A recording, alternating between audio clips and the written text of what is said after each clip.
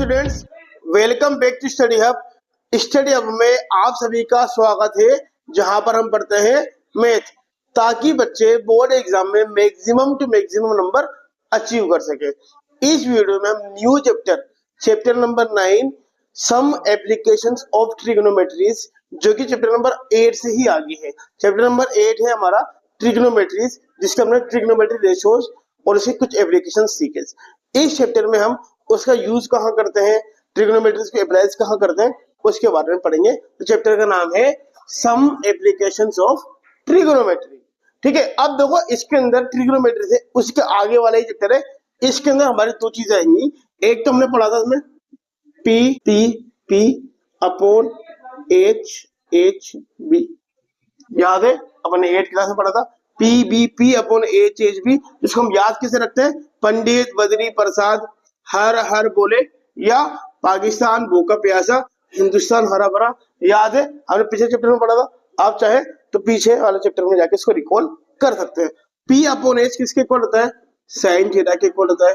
B upon H किसके equal होता है, कोस थीटा के इक्वल होता है। पी अपॉन बी किसके इक्वल होता है, टेन थीटा के इक्वल होता है। बी अपॉन बी किसके इक्वल होता है, कोट थीटा के इक्वल होता है।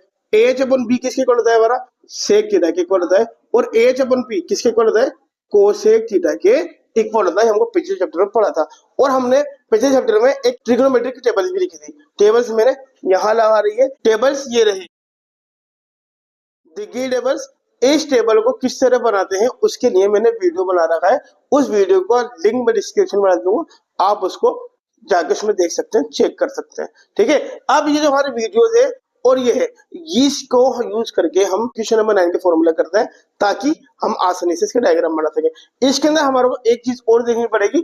सपोज देन ये हमारा कोई टावर है, ठीक है, यहाँ पर कोई बंदा खड़ा हुआ है, टावर के नीचे खड़ा हुआ है। अगर वो टावर के ऊपर देख रहा है, क्या कर रहा है, वो टावर के ऊपर देख रहा है, यानी कि नीचे से ऊपर देख रहा है। सपोज यह कोई बंदा है, यहाँ पर उसकी आंखें हैं। अब उसकी आंखों से, यहाँ पर उसकी आंखें, ठीक है, अब उसकी आंखों से यहाँ पे जो बन रहा है, ये जो स्ट्रेट लाइन बोलते हैं, अब वो स्ट्रेट लाइन से ऊपर की तरफ देख रहा है। तो जो ऊपर की तरफ जो एंगल बनता है, इसको बोलते हैं एंगल ऑफ एलिवेशन। क्या बोलते हैं, एंगल ऑफ एलिवेशन। मैं खड़ा हुआ हूँ, ये स्ट्रेट लाइन है, मैं ऊपर की तरफ देखूंगा तो क्या बनेगा, एंगल ऑफ एलिवेशन। ठीक है, सेम केस में अगर हम इसको उल्टा करते हैं कि मान लो कोई बंदा है जो यहाँ पे ऊपर बैठा हुआ है और नीचे की तरफ देख रहा है। कहाँ पे देख रहा है, नीचे की, यानी उसकी जो स्ट्रेट लाइन है कहाँ पे बन रही है, यहाँ पे बन रही है, और वो नीचे की तरफ देख रहा है। तो यहाँ पे जो एंगल बन रहा है, इस एंगल को बोलते हैं एंगल ऑफ डिप्रेशन।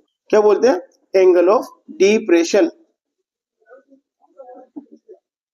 ठीक है, मैं खड़ा हुआ हूँ, मान लो मैं कहीं मीनार के ऊपर खड़ा हुआ, टावर के ऊपर खड़ा हुआ और मैं नीचे देख रहा हूँ, तो मेरी आंखों से जो नीचे की तरफ जो एंगल बनेगा वो कहलाता है एंगल ऑफ डिप्रेशन। ठीक है, दोबारा देखो, मान लो मैं खड़ा हूँ, मेरी आंखों के सामने एक स्ट्रेट लाइन बन रही है। अगर मैं इसके ऊपर की तरफ देखूंगा तो क्या बनेगा, एंगल ऑफ एलिवेशन। और मैं नीचे की तरफ देखूंगा तो क्या बनेगा, एंगल ऑफ डिप्रेशन।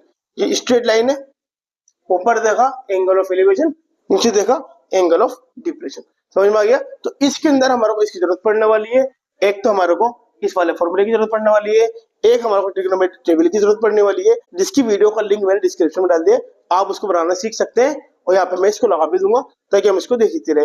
और हमारे को पता नहीं एंगल ऑफ डिप्रेशन क्या होता है और एंगल ऑफ एलिवेशन क्या होता है। जब हम ऊपर से नीचे की तरफ देखते हैं उसको बोलते हैं एंगल ऑफ डिप्रेशन, और जब हम नीचे से ऊपर की तरफ देखते हैं उसको बोलते हैं एंगल ऑफ एलिवेशन। तो बस इसका छोटा सा इंट्रोडक्शन था, आई होप आपके समझ में आया होगा। अब नेक्स्ट वीडियो में हम इसके कुछ क्वेश्चन देखेंगे, उसके प्रैक्टिस करेंगे।